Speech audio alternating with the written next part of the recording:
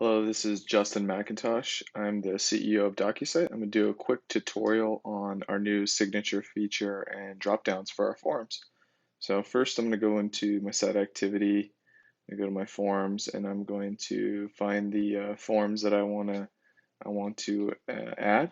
I'm going to click the blue button like always. And then you can see here that we have this icon that says please sign here.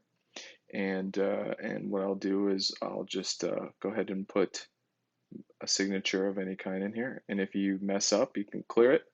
Um, but you can do kind of anything you want. And then when you're all done, you just click accept, and it's accepted in there.